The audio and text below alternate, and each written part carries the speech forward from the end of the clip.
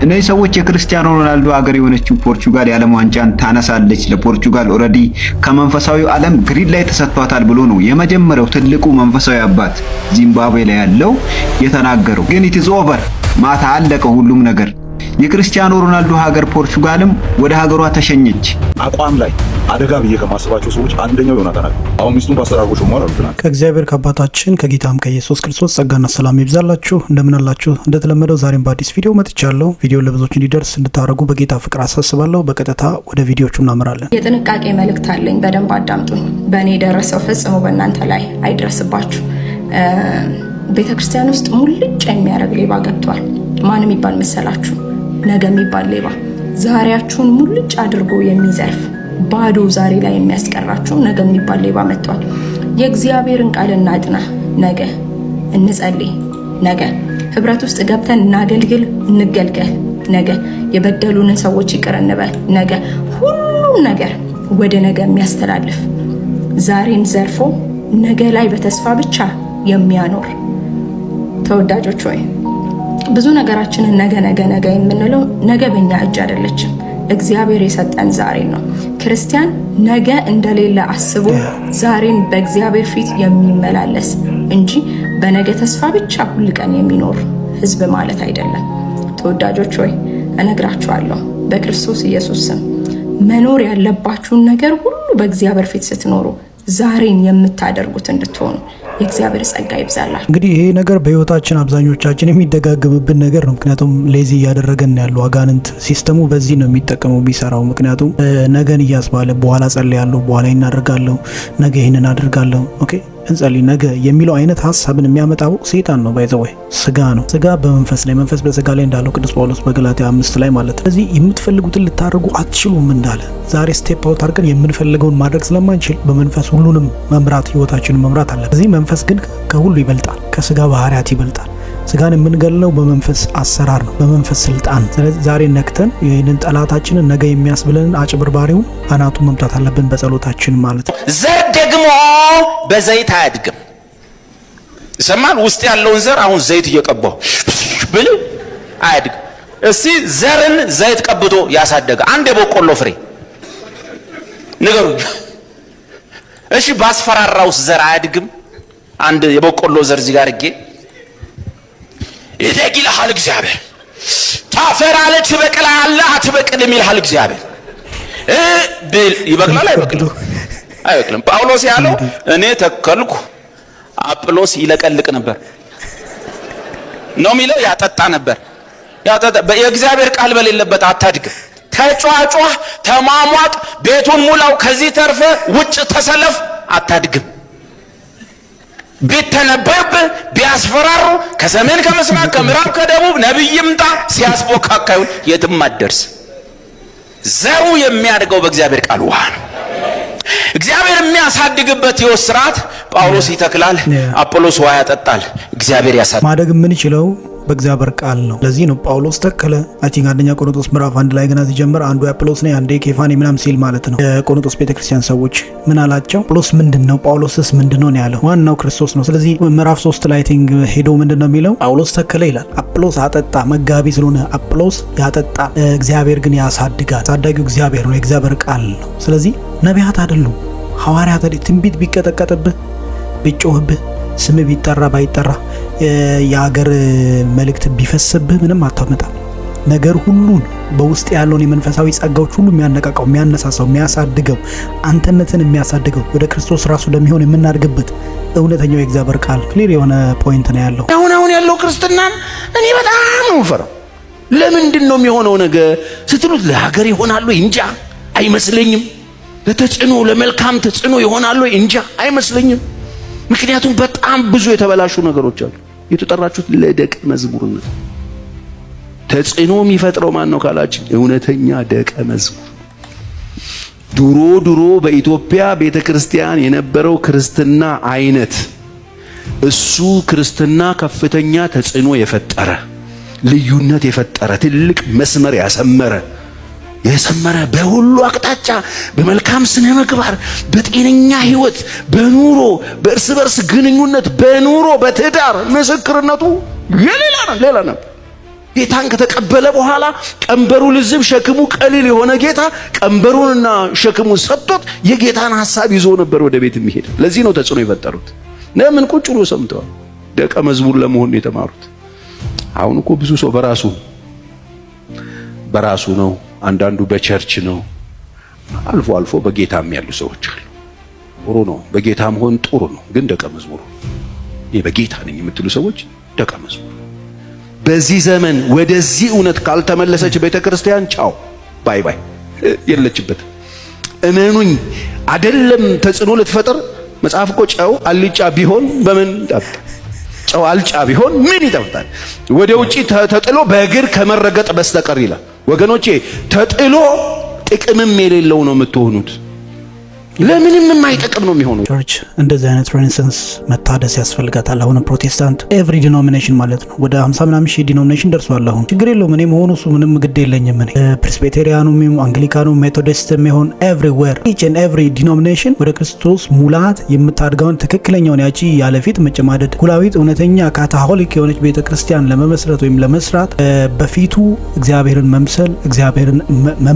መምሰል ሲባል መኖርም ጭምር ያማከለልና ያንን ያስፈልገናል ማለት አይኖ ኢትስ በጣም ከባድ ነው ክርስትና። ግን ከባድነቱን በሙላት በውስጣችን ባለው በመንፈስ ነው ያንን የምናደርገው። በግሬስ በጸጋው ነው የሚያስችለን ዓለምን እንድንተው። ዓለምን እኮ ተጽዕኖ ፈጥረን በዓለም ላይ ተጽዕኖ ፈጥረን የሚያኖረን እኮ የእግዚአብሔር ግሬስ ነው፣ የእግዚአብሔር ጸጋ ነውና ለንተናችንን በዚህ ጸጋ እግዚአብሔር ያድስ ማለት እወዳለሁ ማለት ነው። በዚህ 3 ሰዓት ውስጥ አካውንታችሁን ቼክ አድርጉ። የታምራት ገንዘቦች ወደ እናንተ አካውንታችሁ ውስጥ ገባ አይቻለሁ። አሜን በማለት ተቀበሉ። አሁን በዚህ ደቂቃ ይህ መልእክት ወደ እናንተ ከደረሰ መልእክታችሁ ነው። ወንድሜ እንዲህ ብሎኛል፣ ከጸለይክልኝ በኋላ 1 ሚሊዮን ብር ወደ አካውንት ገብቶኛል ብሎ መሰክሯል። ወዳጆቼ እኔን የገረመኝ አገልጋዩ አይደለም የባንክ ቤት ቡካቸውን ይዞ አገልጋዩ ጋር የሄዱ ሰዎች ናቸው እኔን የገረሙኝ። እናንተ ይሄን ቡካችሁን ይዛችሁ እዚህ አገልጋይ ጋር ሄዳችሁ ሰዎች ከማን አካውንት ተቀናሽ ሆኖ 1 ሚሊዮን ለእናንተ እንዲደመርላችሁ ነው አካውንታችሁን ይዛችሁ ሄዳችሁ? ካልሰራችሁበት ልታይዱ እማታውቁት ነገር በባንካችሁ በአካውንታችሁ እንዲጨመርላችሁ ምንድነው እንደዚህ አይነት ነገር? ትንሽ ስራ ካላችሁ ስሩ። ውጭ ሀገር ዘመድ ወንድም ምናምን ካላችሁ ጠይቁ፣ ደውላችሁ ትንሽ አንሶኛል የሆነ ነገር ሊሰራ የሆነ ነገር ሊገዛ በቃ እንደ የሆነ ነገር ላኩልኝ ብላችሁ ጠይቋቸው። ክርስቲያኖች ከሆናችሁ ጌታን የምታውቁ ከሆነ ለማስጠንቆል ሳሰሩ አካውንታችሁ በቃ እንድባዛላችሁ ሚራክል መኒ በቃ እንደው እንድንበሸበሽላችሁ አካውንታችሁ ጣራ እንድነካ ሚሊዮን ብር እንድገባላችሁ አካውንታችሁን ይዛችሁ የምትሄዱ ሰዎች አትሸወዱ። ከየትም መጣ ገንዘብ የለም። ተመክሮ ተዘክሮ ማይሰማ ትውልድ ነው ያለው። አሁንም ስቲል እንግዲህ እግዚአብሔር ግን በስራ ላይ ነው። አሁንም ስቲል ነገራቸውን እየገለጠባቸው ስላሉ አብዛኞቹ ክርስቲያኖች እየነቁ ነው ብዬ አስባለሁ። በአንድም በሌላም ወንድሞች እዚህ ላይ በሚሰሩ ወንድሞች እውነተኛ ተሳትፎ ማለት ነው ትውልድ እየነቃ ይገኛል ብዬ አስባለሁ፣ አምናለሁ። እነዚህ ሰዎች በጣም በረቀቀ ሲስተማቸው እንግዲህ አብዛኛውን እንግዲህ ካያችሁ ከደቡብ አካባቢ እዚህ ወደ ወላይታ ከሚመጡ ሰዎች ነው። ወንድሞች አለላቸውም፣ ወንድሞቼ አይደሉም። እነዚህ የእግዚአብሔር ጠላት የሆነ ሰው ወንድሜ አይደለም ለኔ። ከተኩላ መንጠቅ መናጠቅ ስራችን ሆኗል። እናንተም ትብብራችሁን ማሳየት አለባችሁ ብዬ አምናለሁ። እንዲህ ነው ሰው የሚሸወደው ማለት ነው። በታሪክ እግዚአብሔር አንድም ቀን እንደዚህ አይነት ታምር ሰርቶ አያውቅም። በዘመናት መካከል እንግዲህ በቤተክርስቲያን ታሪክ ውስጥ ስናልፍ ስቲል እስካሁን ድረስ እግዚአብሔር በእንደዚህ አይነት አሰራር ሰርቶ አያውቅም። አባቶች በነቢያት በሐዋርያትም ጭምር ማለት ነው። ከዛም በኋላ በሐዋርያና አባው በቀጠሉት አባቶችም ጭምር እንደዚህ አይነት አሰራር የለውም። በመናፍስት ዓለም ካልሆነ በስተቀር ገንዘብ ወደ እናንተ አካውንት በፍጹም ሊገባ አይችልምም፣ አይገባም። ስለዚህ መንቃት አለባችሁ ወገኖች፣ መንቃት አለባችሁ። ባለጌን ካሳደገ የገደለ ጸደቀ የሚባለው ተረት አሟልቶ የሚገኘው ይሄ ሶፎንያስ ሞላልኝ ወይም የፓስተር ዳዊት ወንድም ጋ ነው። እኔ በሱ ደረጃ ምድሪቷ ላይ ክርስቶስን የተቃወመና እውነተኛው ሰው የሚድንበትን ወንጌል ሰው አቅሎ እንዲመለከተው የሰራ ሰው ቢኖር እንደሱ አለ ብዬ ለመናገር አልደፍርም። የወንጌል ዘባቾችን የክርስቶስ ጠላቶችን ምድሪቷ ላይ ያመጣ የሚያስተዋውቅ ትምህርቶቻቸው ወደ ሰው ጆሮና ልብ እንዲቀርቡ በትጋት የሚሰራ ሰው ቢኖር ይሄ ወንድም ነው። በተለይ ደግሞ ምድሪቷ ላይ ዛሬም በየፀሐዩ በየአደባባይ ክርስቶስን እየሰበኩ እየጮኻሉ ወንድሞች፣ በየገጠሩ ክርስቶስን ወደ ሰው ልብ ለማድረስ የሚተጉ የእውነተኛ ወንጌል ሰባኪዎች መልእክቶቻቸው በሰው ጆሮ እንዲቀል መንፈስ ቅዱስ በሰው ልብ ላይ ስፍራ እንዳይኖረው እየሰራ ያለ ሰው ነው ሶፎንያስ። ይህን የሚያደርገው ደግሞ በዩቲዩብ ለሚገኝ ገንዘብ ነው። እኔ አንድ ነገር ላለው ጳውሎስ የወንጌል ተቃዋሚዎችን ረገምኳቸዋል። እኔ አልረግምህም፣ ግን ገንዘብ አንተን ትርገመ። አንተ በዋልክበት ገንዘብ አጥቷል። አሳዳታል ገንዘብን አምርራ ትጥላ፣ በዋልክበት አጥቷል። አንተ ዘንድ መታሰቢያ አይገኝላት። ይሄን እላለሁ። ከዚህ ቀደምም አውጥቼ ተናግሬያለሁ። ሶፎንያስ የሚባል ጡልጡላ አስቸግሯል። ለዩቲዩብ ከሚገኝ ገንዘብ ሀብት ሆዱን ለመሙላት እየተጋ ይገኛል ማለት ነው። ሐሳዊያንን በማቅረብ በአንድ በኩል የምደግፈው ፓርት ምንድነው? መጋለጡ ጥሩ ነው የነዚህ ሰዎች። ነገር ግን እሱ የሚሰራ ትሪክ በጣም አሳሳች። የወንጌል ጠላት መሆን በዚህ ደረጃ አይቻልም። የክርስቶስ ኢየሱስ ጠላት መሆን በዚህ ደረጃ አይቻልም። ተናግሬያለሁ ከዚህ ቀደም ያው አልደጋግመው። እግዚአብሔር ወደ ማስተዋል ያምጣት። አንተ ሰው son who loves Portugal was with me, all right, in the Portugal issue.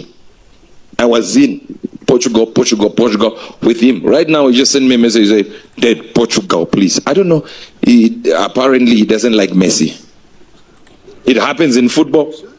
He's a footballer, so አሁን የሰማችሁት ጠንቋይ ማን ነው? ነብይ ዚምባብዌያዊ ነብይ ነው። ስሙም ደግሞ ፕሮፌት ዩበርት ኤንጅል ይባላል።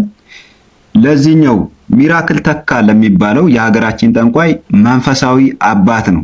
ፕላስ ደግሞ ይሄ ሚራክል ተካ የሚባለው ዘመናዊ ጠንቋይ ለዚህኛው ሰሞኑ ፌመስ ለሆነው ጃሉራ ሰኩምባ እያለ ለነበረው ሰውዬ መገለጥ እያመጣ የነበረው ይሄ ልጅ ደግሞ የሚራክል ተካ መንፈሳዊ ልጅ ነው። እየተባዙ ነው ማለት እርስ በርስ እየተዋለዱ ነው።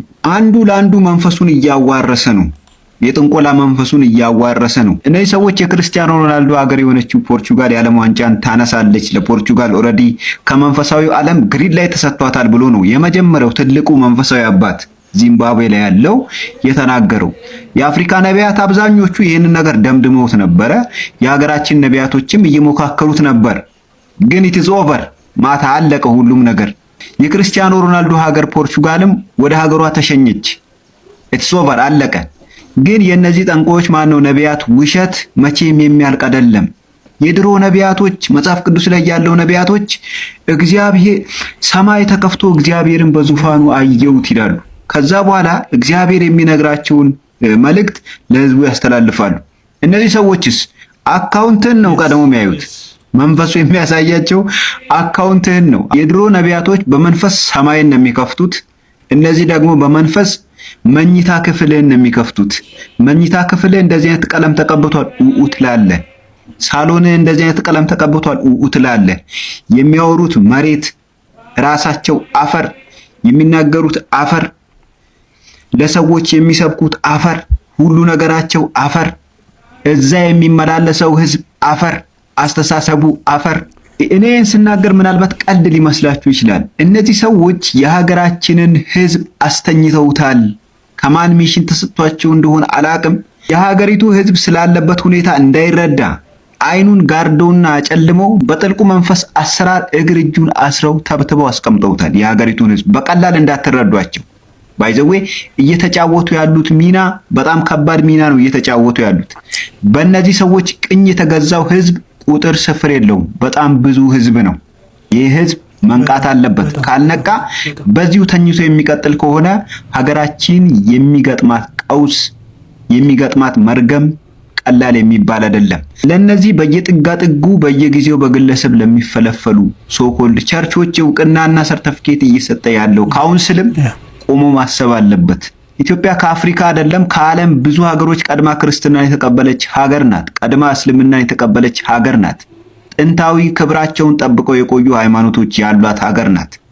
ፕሮቴስታንቲዝም በራሱ በእንደነዚህ አይነት ወሮ በላና በእንደነዚህ አይነት ጨካኝ ሶኮልድ ነቢያት መለካት የለበትም፣ መሰደብ የለበትም። ፕሮቴስታንቲዝም የተከበረ ሃይማኖት ነው። ስለዚህ አንድ እምነትን አሰዳቢ ናቸው፣ ሁለት ደግሞ ሀገሪቷን በጥልቁ አሰራር ህዝቦቿን ተብትበው ይዘዋል። ህዝቡን መልቀቅ አለባቸው። እኛም ልንነቃ ይገባል። ይመቻችሁ። መልካም ቀን። ማስተዋል ለሁላችንም ይስጠን። መንቃት ካለብን አሁን ነው የምንነቃው። እንግዲህ ጊዜው ሳይመጣ ያዛ የጭንቅ ጊዜ የጭንቅ ወራት ሳይመጡ እንጠንቀቅ። ለዛሬ ለራሳችን ብለን እንስማ። እነዚህ ሐሰተኛ ኮተተኞች ብዙ ሟርትንና ጥንቆላን ይዘው ወደ ሀገራችን የመጡ በመተታቸው ህዝቡን እንትን ብለዋል። ኦኬ አይናቸውን አስረው ገምደው የተሳለቁበት ነው የሚገኙት። መንቃት ይሁንልን፣ ማስተዋል ይሁንልን ማለት ወዳለሁ። ዮናታን ምንም ቴዎሎጂካል ዝግጁነት የሌለው ሰው ነው። አንድ ሂስቶሪካል ቴዎሎጂን አያውቅም። ኢቫንጀሊካሊዝም ውስጥ ያለው ዲኖሚኔሽናል ዩኒቲ እና ዲፍረንስ ምን እንደሆነ አያውቅም። በቃ ቢዝነስማን ነው። እዚህ አርባ ምንጭ ምናምን ኮሌጅ ምን ነበር መምህራን ትምህርት ኮሌጅ ምናምን ያስተምር ነበር። ቢዝነስ እና ማርኬቲንግ ሳምቲንግ ምናምን ያቺ ሞቲቬሽናል ጋር ቀይሮ አገልጋይ ነኝ ብሎ እግዚአብሔር የቀባው ነቢይ ምናምን ብሎ ራሱ ላይ አስወርቶ ሜዳውን ያዘ። አሁን ያለበት ቦታ ላይ ደረሰ ማለት ነው እንጂ he is not a teacher. He's not. ምንም ቴዎሎጂካል እንትን የለውም። ቢሆን ወይት የለውም የሚያወራቸው ነገሮች ማለት ነው። ዮናታን ሲነካ ነው እንደዚህ እያላችሁ ያላችሁት። አገልጋይ ነው ብዬ አላምንም፣ ነጋዴ ነው ብዬ ነው ማምነው። በዛም የደብራችሁ ሰዎች ለቃችሁት። ከዚህ እኔ እድሜ ልክ ስቃወም የነበርኩ ሰው ነው። ምን ዛሬ ነው እንደሰማችሁ? ቢዝነስማን ነው፣ ጨላ ሰብሳቢ ነው፣ ነጋዴ ነው፣ አገልጋይ አይደለም። በቃ ስለዚህ የሚደብራችሁ ሰዎች ከዚህ ለኔ ኢቫንጀሊካል የኢትዮጵያ ኢቫንጀሊካል አቋም ላይ አደጋ ብዬ ከማስባቸው ሰዎች አንደኛው ዮናታን አክሊሉ አደጋ። አሁን ሚስቱን ፓስተር አድርጎ ሾሟል አሉ ትናንት።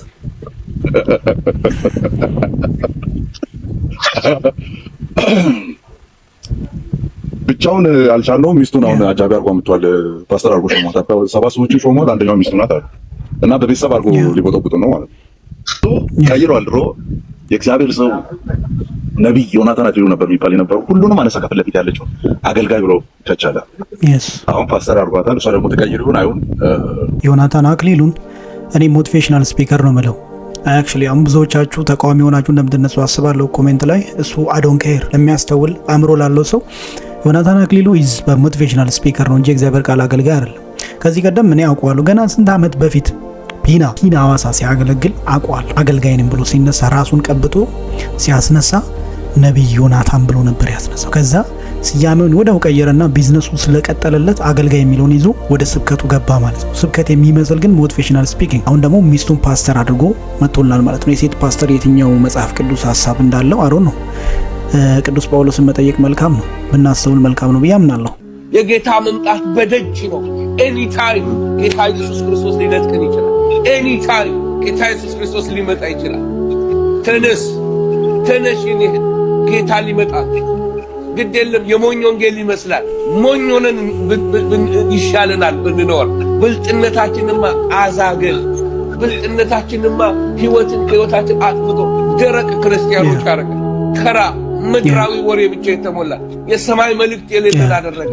ብልጥነት ይቅርብ፣ ግድ የለም። ለክርስቶስ ሞኝ ሆን፣ ለክርስቶስ ቅን ሆን፣ ለክርስቶስና ለቃሉ የተማረኩን ባካችሁ ወገኖች ሆይ ጌታ ሊመጣ ነው። ጌታ ኢየሱስ ክርስቶስ ይምጣልን። መልእክት ይሄ ነው። እንግዲህ ሁሌም የእምነታችን ሐዋርያ ኢየሱስ ክርስቶስ መጥቶ ቤተክርስቲያንን ለአንዴና ለመጨረሻ ጊዜ ይወስደን የምለው ነው ማለት ነው። እንግዲህ ፕሮግራሙን እንደተከታተላችሁት ነው፣ ብዙ እንደተማራችሁበት እንደነቃችሁበት አስባለሁ።